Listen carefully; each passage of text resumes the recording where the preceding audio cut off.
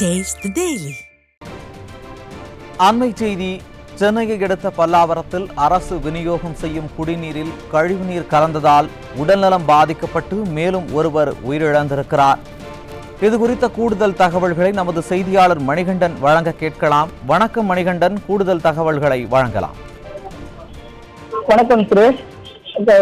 பல்லாவரம் மற்றும் ஆலந்தூர் சட்டமன்ற தொகுதிக்கு உட்பட்ட பல்வேறு பகுதிகளில் நேற்றைய தினம் அரசால் விநியோகிக்கப்படக்கூடிய அந்த குடிநீரை பருகிய 25க்கும் மேற்பட்ட நபர்கள் தற்போது உடல் உபாதைகள் ஏற்பட்டு மருத்துவமனைகளில் சிகிச்சை பெற்று வரும் நிலையில ஏற்கனவே திரிவேதி என்பவர் உயிரிழந்த நிலையில தற்போது வரலட்சுமி என்பவரும் பரிதாபமாக உயிரிழந்திருக்கக்கூடிய செய்தி தற்போது கிடைத்துள்ளது. இந்த நேற்றைய தினம் இந்த மெட்ரோ வாட்டரில் இருந்து வரக்கூடிய அந்த குடிநீரை அப்பகுதியைச் சேர்ந்த மக்கள் பலர்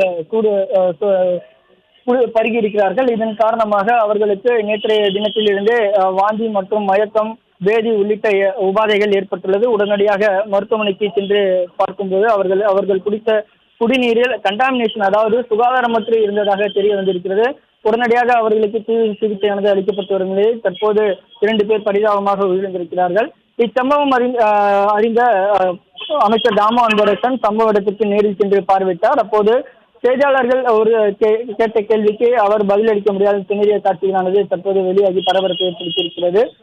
அரசு தரப்பில் இருந்து வழங்கப்படக்கூடிய இந்த குடிநீரில் சுகாதாரமற்ற இருந்த நிலையில தற்போது அதனை பருகிய இருவர் பரிதாபமாக உயிரிழந்திருப்பது பல்லாவரம் மற்றும் ஆலந்தூர் சட்டமன்ற தொகுதியில் உட்பட்ட மக்களை சோகத்தில் ஆழ்த்தியிருக்கிறது.